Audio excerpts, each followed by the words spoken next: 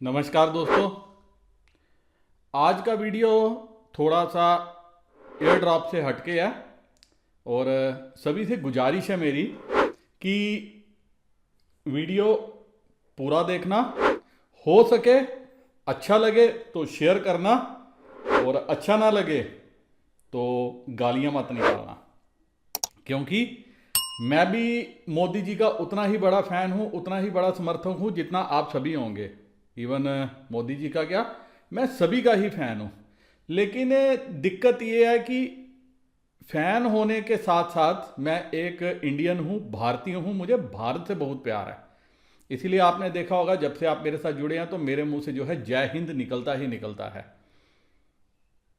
भारत से ही नहीं, पूरे एशिया से प्यार है, क्योंकि हम एशिया का हिस्सा हैं। और अगर पूरा एशिया तरक्की करेगा, डेवलप करेगा, तो हम लोग ऑटोमेटिकली जो है डेवलप करेंगे।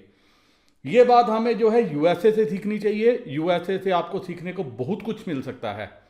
सबसे पहले मैं काफ़ी साल पहले बॉम्बे में एक कन्वेंशन का पार्ट था। उस कन्वेंशन में मैंने देखा कि यूएसए के लोग भी आए हुए थे, तो उनको एक चीज़ सिखाई गई थी कि आपने जिस भी कंट्री में जाना है, जैसे भी जाना है, जहां भी जाना है, जो भी कंज्यूम करने की कोशिश करनी है, आपने कोशिश करना है कि वो यूएसए की कंपनी हो। तो मैं देखता था वो लोग वहां पे ज़्यादातर मैकडॉनल्ड ही का ही बर्गर या चीज़ें कंज्यूम करते थे। तो एक बार मैंने कौतूहलवश पूछ भी लिया, मेरी दोस्ती हो गई उनसे। मैंने कहा आप ऐसा क्यों करते हो? तो वो हंसने लगा, कहता हमें यही सिखाया गया है, आप जहां पे भी जाओगे आपको अपनी कंट्री की चीज़ें प्रमोट करनी है, वही खानी है, वही सब कुछ करना है, ताकि अगर आप किसी विदेशी मुल्क में भी हो तो आपके देश में पैसा आ रहा है। उन्होंने ऐसा नेटवर्क तैयार किया है। हम लोग जाते हैं मैकडॉनल्ड, खुशियां मनाते हैं, बर्थडे मनाते हैं, सब कुछ करते हैं, लेकिन इनडायरेक्टली कहीं ना कहीं हम क्या है, यूएसए की कंट्रीब्यूशन में, इकॉनमी में कंट्रीब्यूट कर रहे हैं। अब आते हैं मुद्दे पे। ये वीडियो बनाने का मकसद क्या है? वो ये है कि कहीं ना कहीं जिनको हम चुनते हैं, संसद भवन में भेजते हैं, वो हमारी लाइफ को इन्फ्लुएंस करते हैं। आपने देखा आज कुछ वर्ष पहले सरकार ने पेंशन बंद कर दी। नए जो युवा नौकरियों में आ रहे हैं उनके लिए कोई पेंशन नहीं है। अगर उनके लिए पेंशन नहीं है जो 30 साल, 25 साल, 20 साल, जितने भी साल सरकार की सेवा करेंगे, तो जो मात्र 5 साल के लिए चुन के जा रहे हैं उनके लिए पेंशन क्यों? इनकी पेंशन भी बंद होनी चाहिए थी, लेकिन इन्होंने वो काम नहीं किया। इन्होंने वो काम करना होता है जो आम जनता की लाइफ को इन्फ्लुएंस करता है। और ये जो है, अब मैं सरकार का नाम तो लूंगा नहीं, किसने किया, क्या हुआ, कैसे हुआ, लेकिन सारे पॉलिटिशियंस इसमें जिम्मेवार हैं। दोस्तों, कुछ समय पहले आपको मेरी बात अटपटी जरूर लगेगी। अभी मैं कुछ बात जो आपसे बोलूंगा आपको लगेगा कि मैं शायद दिल से, दिमाग से नहीं सोचता, लेकिन जो कुछ है मैं ओपनली बोलता हूं, आप सभी को पता भी है। एक बार बॉम्बे में बैठे हुए थे, दोस्तों के साथ बात चली, तो कांग्रेस वर्सेस बीजेपी की बहस चल रही थी कि कौन सी पार्टी अच्छी है। तो दोस्तों ने पूछा कि कांग्रेस के पास तो क्या है, राहुल गांधी, पप्पू है, सब हंस रहे थे। तो कहते हैं बीजेपी के पास देखो, लीडर देखो, नरेंद्र मोदी की कोई काट बताओ जो नरेंद्र मोदी जैसा कोई लीडर अगर आपको किसी भी पार्टी में नजर आता है। तो सब सोच में पड़ गए, कहते नहीं मोदी जी जैसा तो कोई नहीं है। मैं भी मानता हूं उन जैसा कोई नहीं है, लेकिन मेरे मुंह से अचानक आंसर भी निकल गया, मैंने जवाब दे दिया। मैंने कहा मैं हूं ना, जी हां, मेरे मुंह से यही वर्ड थे, मैं हूं ना। मैंने कहा मैं क्या, आप सभी हो। हमारे हर किसी में जो है एक लीडर छुपा हुआ है। आपने अपने से एक लीडर को बाहर निकालना है, इस सोसाइटी को देना है, इस समाज को देना है। क्योंकि अगर जो काम मोदी जी कर रहे हैं वो ऐसा नहीं है कि कुछ अपने से कर रहे हैं, वो वही कर रहे हैं जो देश हित में उनको लग रहा है। लेकिन यहां पे मेरे को एक कंसर्न है, मेरा एक सरोकार है। सरोकार ये है कि कुछ भी जब इनके मिनिस्टर स्टेटमेंट देते हैं, क्या वो सोचते नहीं है? ये एक बात है, क्योंकि आप सभी ने पिछले कुछ दिनों में जब क्रिप्टो करेंसी पे बैन लाने की बात हो रही थी, आपने मुझसे डिमांड की कि सर बताओ अब क्या होगा, तो मेरे लोगों ने कुछ बहुत गालियां भी मुझे निकाली कि यहाँ क्रिप्टो करेंसी बैन हो रही है और ये बंदा क्रिप्टो करेंसी को प्रमोट कर रहा है। तो दोस्तों मैंने जो भी आप उस टाइम वीडियो में बोला था, आप मेरे जिस दोस्त ने वीडियो देखा था उसको समझ में आ गया होगा कि क्रिप्टो करेंसी, लोकसभा का सत्र भी खत्म हो गया, सब कुछ हो गया, लेकिन बैन नहीं आया। क्यों नहीं आया? क्योंकि अब मैं ये आपसे पूछता हूं क्यों नहीं आया, इसका रिप्लाई आप जो है कमेंट सेक्शन में लिखिएगा। और क्यों नहीं आएगा फिर मैं कोशिश किसी और दिन जो है आपसे डिस्कस करने की कोशिश करूंगा। अब हम आते हैं मुद्दे पे। आप एक ये देखिए, crypto currencies are neither currency nor commodity will bring bill soon, Anurag Thakur responsibility से ये संसद सत्र के दौरान कह रहे थे। और यहां पे ये जो न्यूज़ है ये जब छपी तो इसके साथ ही एक और चीज छपी, ये मैं लाया हूं बिजनेस टुडे से, आप देख भी सकते हो। द बिल में अलो the creation of governments on digital currency and banning of private players in India. कहां गया बैन?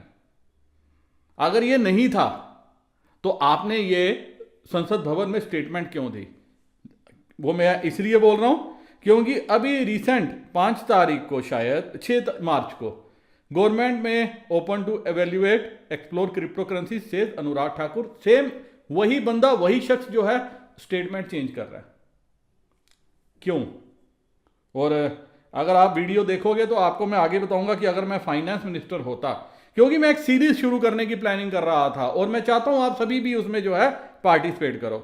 वहीं हमारे finance minister, government response to crypto currency will be calibrated open to experiment, Sitharaman.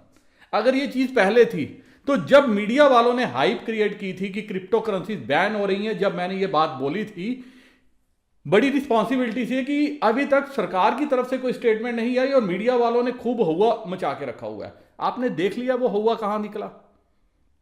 अब आपको समझ होगी कि क्रिप्टो विद एसबी जिस चैनल के साथ आप जुड़े हो, मैं खाली इधर उधर की खबरें फैला के जो है अपने वीडियो नहीं बनाता, मैं अपनी दिमाग का भी यूज करता हूं कि क्या हो सकता है। उसका रीजन ये है कि मेरे काफी दोस्त जो हैं जिनको पता नहीं होगा, मैंने पासवान साहब के साथ काफी देर काम किया है एज ए यूथ प्रेसिडेंट। उसके बाद मैंने स्टेट में भी अपने काम किया है, मैं जम्मू कश्मीर से बिलोंग करता हूं। मैंने कश्मीर में श्रीनगर से इलेक्शन भी कॉन्टेस्ट करी थी जो पिछली असेंबली इलेक्शन हुई थी, और मैंने कुछ ऐसा एक्सपेरिमेंट उनको करके दिखाने की कोशिश की, लेकिन आप सभी जानते हैं कश्मीर के हालात क्या हैं। लोगों ने अप्रिशिएट भी किया। आप यकीन मानोगे, मैंने एक एफिडेविट तैयार करवाया था 50, 100, 200 कापी में। जिस एरिया में जाता था मीटिंग के लिए, मैं वहां के जो गणमान्य व्यक्ति हैं जो वहां पे काफी इन्फ्लुएंस रखते थे, मैं उनको एफिडेविट देता था। मैं कहता था ये एफिडेविट आप रख लो, अगर मैं जीता तो ये एफिडेविट में क्या करना मैं अगर आपकी उम्मीदों पे खरा नहीं उतरा तो आप इस एफिडेविट को भर के स्पीकर को दे देना, मेरा रिजाइन उसी डेट से होगा। ये एक्सपेरिमेंट मैंने किया, लेकिन लोग एफिडेविट भी लेने से डरते थे।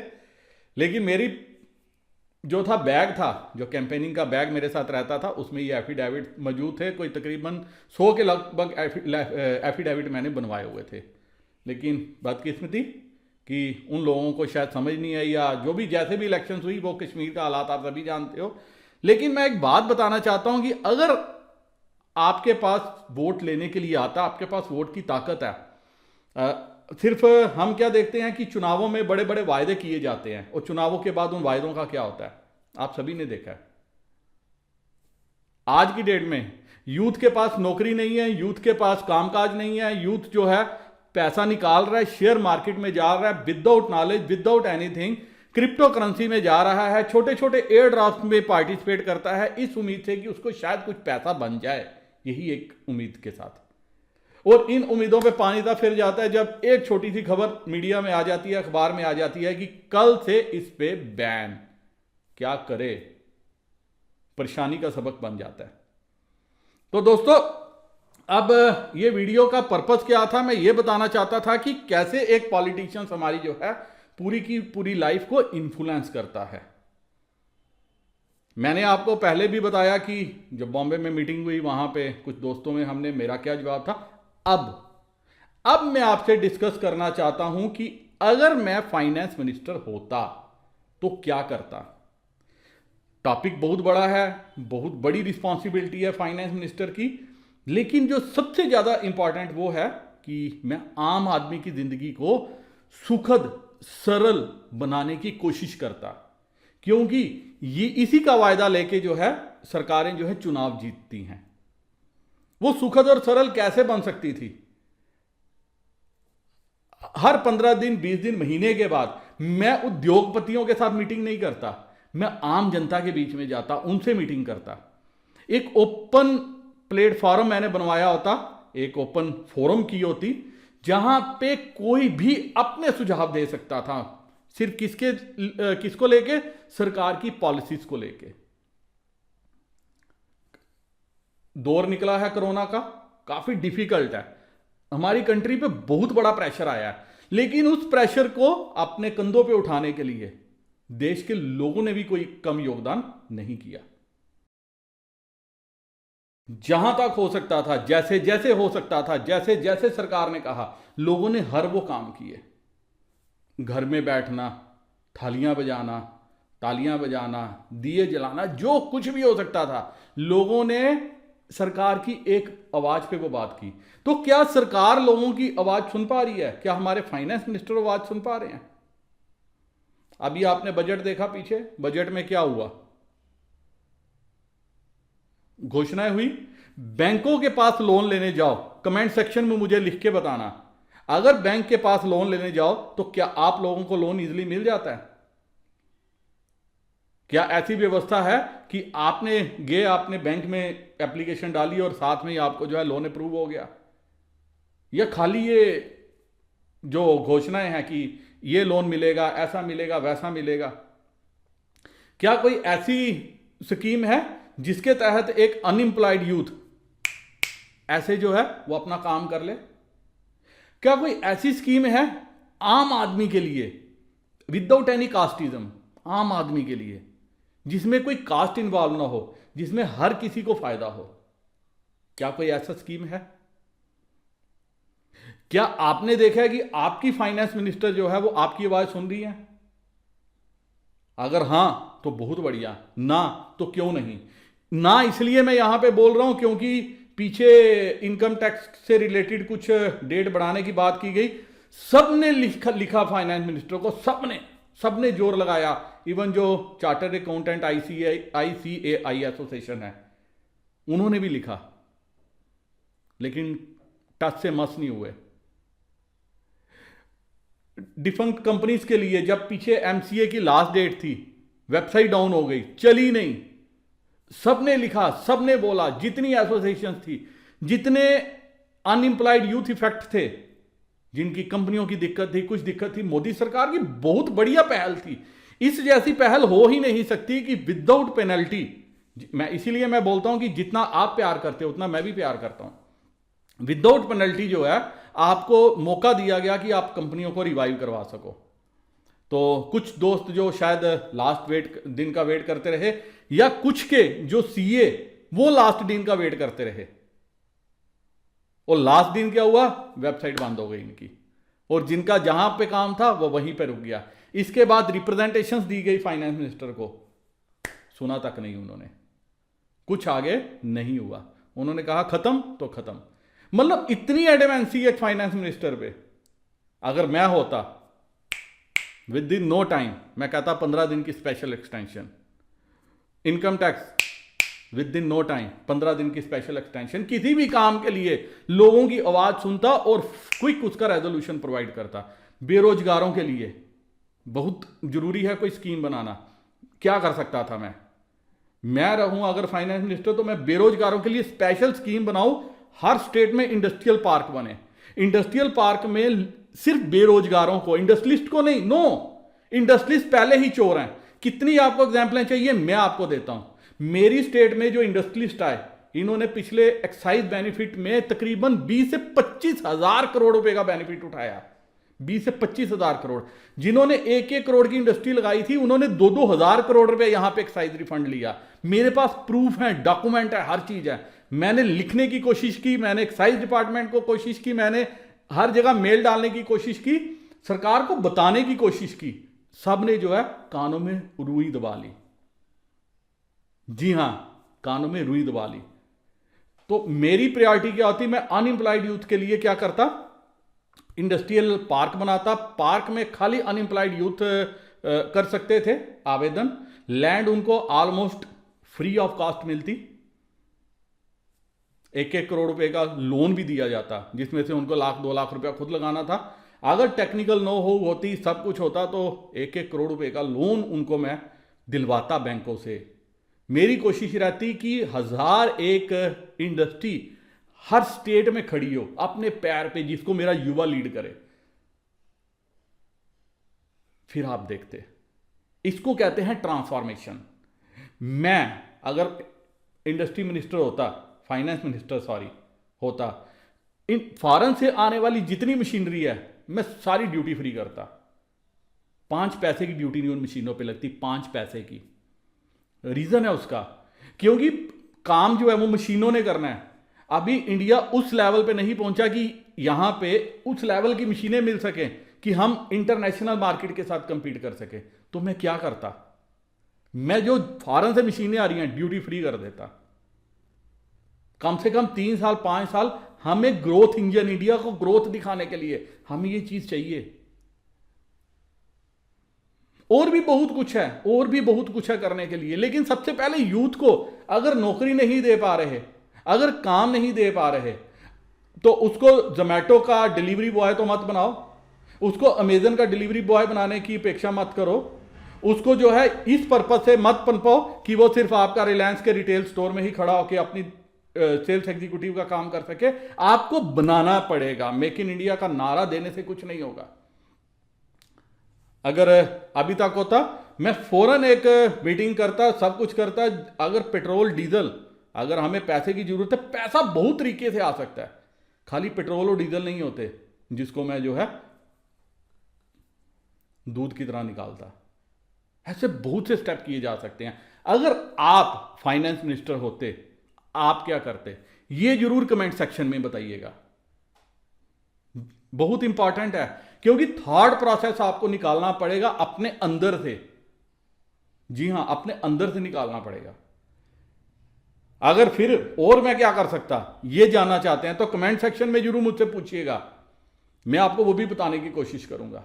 मैं एक सीरीज काफी देर से ये प्लान कर रहा था कि हम हर मिनिस्ट्री पे बात करें। मैं अपना बताऊं, आप अपना बताओ, हम क्या करते अगर हम फाइनेंस मिनिस्टर होते, हम एविएशन मिनिस्टर होते, हम एजुकेशन मिनिस्टर में होते, हम एचआरडी मिनिस्टर होते, एंड ओवरऑल अबाउ अगर हम प्राइम मिनिस्टर होते, क्या कर सकते थे। बहुत जरूरी है, क्योंकि मैं कई बार अपने फादर को कहता हूं कि आपने गलती की, हम आज भुगत रहे हैं।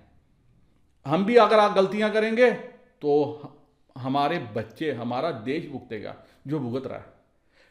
बदकिस्मती है, हम सभी चाहते तो हैं कि नया भगत सिंह पैदा हो, लेकिन साथ ही हम ये भी चाहते हैं कि वो हमारे घर में पैदा ना हो, वो पड़ोसियों के घर में पैदा हो। इस थॉट प्रोसेस को हमें चेंज करना पड़ेगा। जय हिंद खाली बोलने से जय हिंद नहीं होगा, हिंद हमारे दिल में होना चाहिए।